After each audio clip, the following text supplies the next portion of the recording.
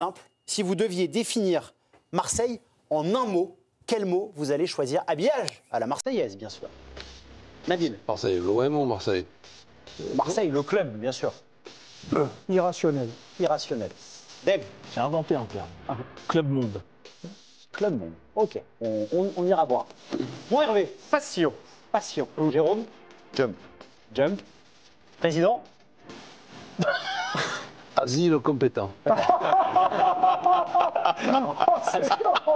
n'y a plus qu'il faut se permettre. Je vous garde un peu au chaud, mon président. Vous devrez expliquer ce mot. Nabil, pour vous donc, irrationnel? Irrationnel parce qu'on peut y englober plein de choses, ferveur, passion, donc des comportements émotionnels, mais irrationnel aussi parce que quand c'est normal, c'est pas normal en fait, et que c'est anormal. Et c'est un club, même cette saison finalement, on se rend compte qu'au classement, ça va pas si mal que ça, et en fait, on se crée une crise parce qu'en fait, c'est trop normal, quoi. Ouais. Donc c'est ça que ça me renvoie, l'OM, c'est qu'il y a une forme d'irrationalité qu'on ne retrouve pas chez d'autres clubs français. Chez d'autres clubs. Hervé, on rappelle, vous avez suivi l'Olympique de Marseille. Vous dites passion, c'est quelque chose qui vous a frappé tout de suite? Ah bah évidemment, évidemment. Alors il suffit d'avoir mis une fois les pieds au Vélodrome pour comprendre, surtout quand il y a des gros matchs. Il y a une atmosphère, il y a une ambiance, il y a une sensation. Et c'est pour ça d'ailleurs que les joueurs qui viennent, ils vous en parlent de ça eux-mêmes. Ils sont là, ils se rendent compte qu'ils sont dans un club à part. En France, on n'a pas ça. En France, je veux dire, c'est un des grands clubs mondiaux là-dessus. Oui. C'est qu'il y a quelque chose d'autre dans ce club qui fait qu'à un moment, il y a des frissons qui se lèvent tout le temps. Et on sent que, alors là, l'irrationalité, on n'est pas loin, parce qu'à un moment, on est obligé en fait d'aller d'un côté ou de l'autre. C'est soit la passion, évidemment, folle, qui peut être très positive, et aussi, de l'autre côté, cette passion qui peut être dévorante et poser aussi des problèmes. Donc, c'est difficile d'être à Marseille et d'avoir une sorte de terrain neutre. Ça, c'est quasi impossible. Nabil, je sais que vous aimez bien ce club, mais c'est vrai que moi, la filiation naturelle que je fais quand j'entends vos deux mots, c'est Naples, en fait. Ouais. Vous partagez un peu ça? Oui, c'est un club. C'est comme les clubs turcs, Galatasaray, Fenerbahçe, Naples. C'est un club. Il y a un côté un peu dingo, quoi. Assez incroyable, quoi. Avec donc, une ferveur totale. Voilà, une ferveur, des couches de population qui se mélangent, qui cohabitent très bien ensemble. Voilà, il y a ça. De toute façon, la Méditerranée, c'est un point de convergence. Marseille, c'est la porte de plein de choses, quoi. Par rapport à ça, on va entendre des supporters de l'Olympique de Marseille qui ont dû qualifier leur club en un mot. On les écoute. Passion. Passion. Toute ma vie, quoi, de ma famille, de ma vie, de mes amis.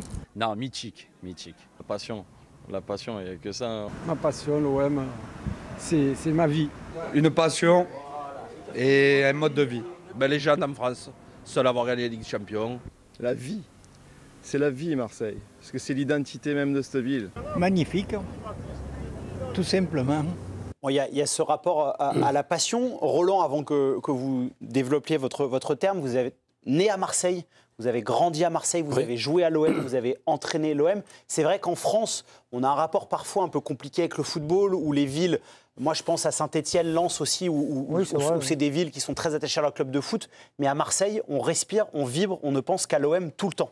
Ben, pratiquement, c'est difficile de donner des exemples, mais je vais quand même essayer de vous en donner un qui résume beaucoup, parce que j'ai toujours ce côté un petit peu chambreur, taquin, ironique. Et quand je dis asile compétent, pourquoi je dis ça? Parce que les gens qui s'occupent de football, qui sont passionnés 24 heures sur 24 pour discuter football, du match à venir, du match qui vient de se devenir et tout, sont des gens compétents. C'est-à-dire qu'un joueur moyen à l'OM, il ne va pas bluffer longtemps et il va être surtout déjà critiqué quand on parle de Jean-Pierre Papin comme exemple.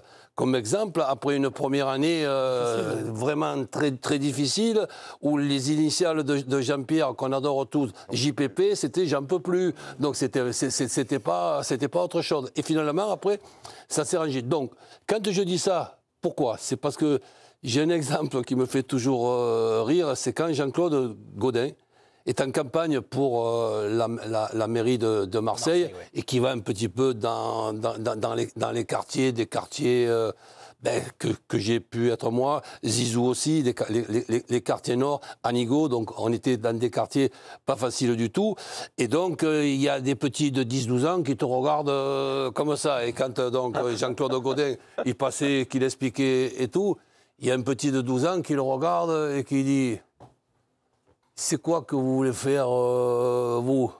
Vous voulez devenir le maire de l'OM? Donc l'OM, c'est plus important que Marseille. On sait très bien que la vérité sort de la bouche des enfants. Je vous donne cet exemple. C'est un très très bon exemple. Effectivement, vous parliez de Jean-Pierre Papin. On en parlera un petit peu plus tard de JPP sur la question des joueurs emblématiques de l'Olympique de Marseille. Jérôme, vous avez dit jump pour... Oui, parce que quand tu es un jeune garçon et que tu as grandi dans la région magnifique Provence-Alpes-Côte d'Azur. Alors oui, je suis très attaché à Nice, évidemment, c'est là-bas que j'ai grandi, que je t'ai formé, mais le rêve que tu as, c'est un jour de rentrer dans ce stade avec ça. Pour toi, tu vois, je vous jure que c'est un but ultime, on ne parle pas d'argent, de voiture, rien. On parle de, un jour, je veux rentrer au Vélodrome avec Jump. C'était ça. Et la première fois que vous l'avez vécu, Jérôme? Voilà. Il sautait. Ce jour-là, je vous jure que c'est vrai. Si les attaquants du Mans avaient su, ils auraient pu tirer de 40 mètres au rugby. J'étais tétanisé. Mais quand je vous dis tétanisé, à tel point qu'on est mené à 0, et je vois le regard des anciens, parce que moi j'étais personne à l'époque. 96, je suis personne, c'est Henri Stambouli qui parie sur moi. J'aurais fait Henri Stambouli qui parie sur moi, mais ils ne me connaissent pas. Mais quand ils arrivent, ils pensent que je suis le gardien du stade. Je suis rien. Et le premier match, une belle coupe de cheveux. on est mené à 0, je vois le regard des Dib, des Casoni, des Marquet, des Durand, des Ferreri, des Hamon. Et là, je les vois, je les vois, tu sais, le geste.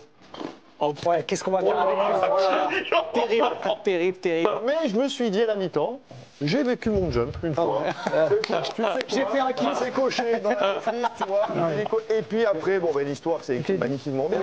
Mais c'est tellement dur. Et ce jump, il m'a tétanisé la première fois, mais il m'a rendu tellement heureux. Et je vous jure qu'il n'y a pas une soirée où j'ai banalisé. J'étais là comme un enfant. Et je me disais, mais ça, j'ai gagné ça déjà. Quelle que soit ma vie et ma carrière après, j'ai gagné ça. Et après, Jérôme, ça vous a galvanisé ce jump? Il n'a pas sauté après. Après,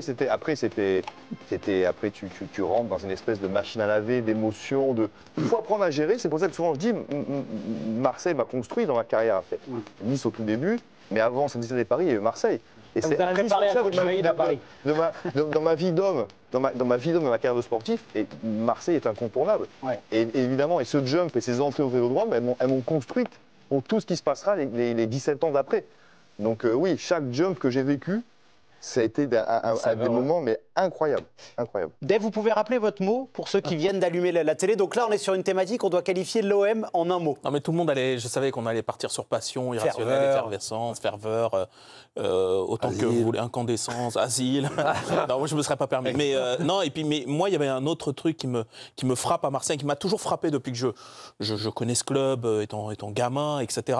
C'est le côté monde. Donc c'est pour ça que j'ai dit club monde, parce qu'en fait, je suis fasciné par le fait qu'il y a une forte identité locale, provençale, presque pagnolesque, et en même temps, tu as toujours l'impression, et Nabil l'avait un petit peu abordé là tout à l'heure dans son explication, qu'en fait, c'est t'as le monde qui afflue dans ce club. C'est-à-dire que tu peux y voir une identité presque sud-américaine, se revendique beaucoup, tu vois, de l'Argentine, l'Uruguay, etc., les Chiliens. Enfin, la filiation avec Bielsa, par exemple, récemment, était très forte. Exactement. Il y avait les deux champions du monde brésiliens qui étaient venus, Jairzinho et Paulo César, champion du monde 70, excusez du peu, qui débarquent à Marseille. Tu te demandes pourquoi. Maradona a failli venir. Maradona a failli venir.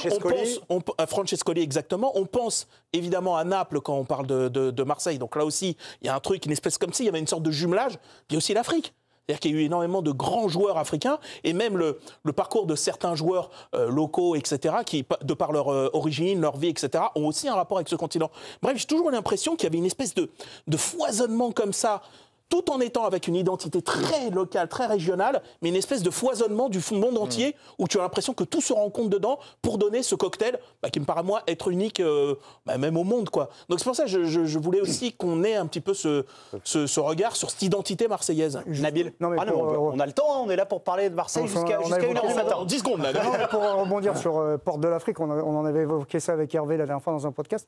Enfin, le premier président de la République algérienne, Ahmed Ben Bella, 1962-1965, il a joué un match avec l'Olympique de Marseille.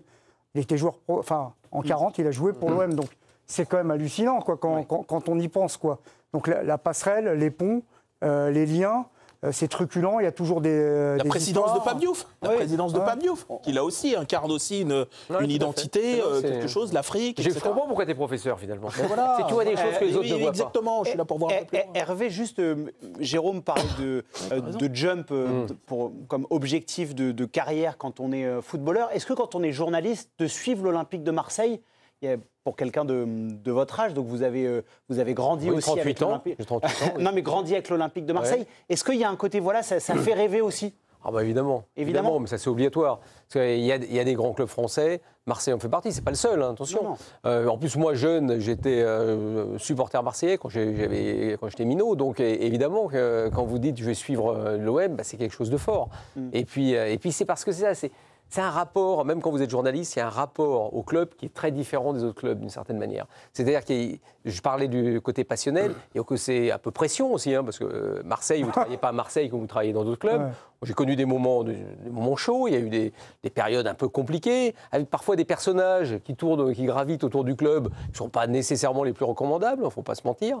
Et ça fait que ça crée un lien très particulier, vous avez des relations avec les gens, et moi j'adore ça, j'adore quand on sent qu'il peut y avoir autour du club des personnages, des gens avec qui vous pouvez passer des soirées où vous n'auriez pas pu imaginer en temps normal. Et ça fait que ça fait Marseille, ça crée Marseille, c'est-à-dire un univers un peu différent, parfois opaque, parfois absolument fou. Et c'est Marseille. Ouais, la passion. Très spécial.